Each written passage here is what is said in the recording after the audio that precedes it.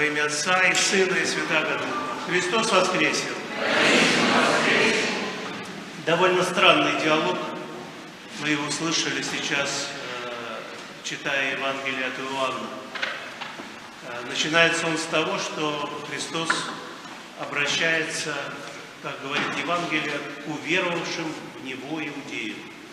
То есть тем, кто в Него уверовал, тем, кто поверил, что Он Сын Божий, что Он пришел в этот мир, Христос, тот, которого ждали.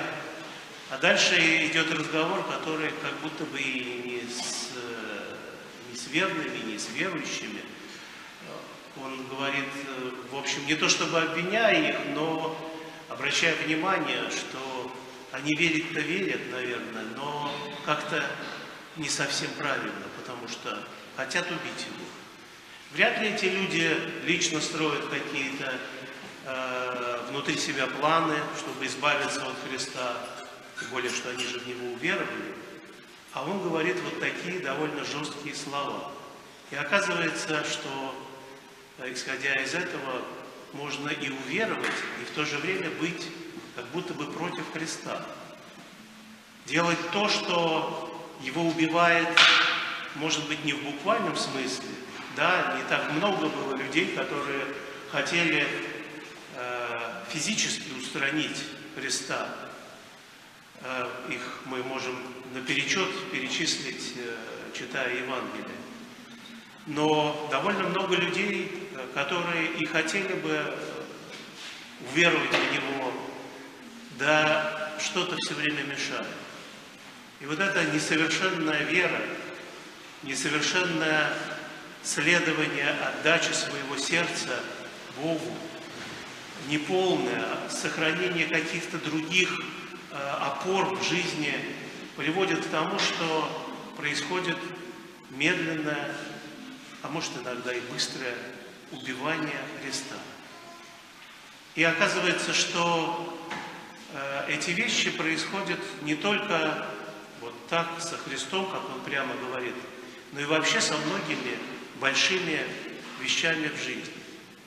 Мы сталкиваемся с чем-то великим. Вот сегодня, например, день Великой Победы в Великой Отечественной войне. Действительно великий день, когда народ смог преодолеть захватчиков, изгнать их со своей территории, заодно и с территорий многих других стран, не просто загнать их обратно в свое логово, откуда они и зашли, чтобы покорять этот мир, но и пресечь в корне всю эту историю, как бы уничтожить сам источник этого зла. Но вот такое внешнее восприятие этой победы часто приводит к искажениям, и она его убивает. Потому что эта победа не со словами «можем повторить», а со словами «никогда больше». Вот чего хотели те, кто бился и умирал за других людей, чтобы такое никогда больше не повторялось. Сегодня мы будем совершать это поминовение этих людей, и верующее сердце должно всегда искать ту свободу и ту правду, которую открывает Господь. Именно об этом сегодня Он говорит в чтении, в том, что мы услышали.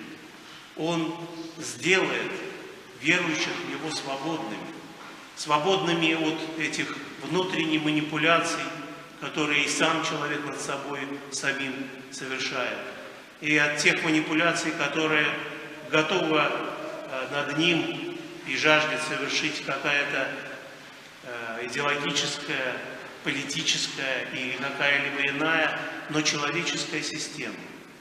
Потому что человек без Бога всегда ухватывается за какие-то внешние атрибуты, за то, что объяснимо, понятно, и то, что можно поднять как знамя, воздеть его куда-то вверх и опять за ним пойти. Вот недавно В Лондоне, видимо, Бэнкси опять поставил уже теперь не картину, а целую скульптуру.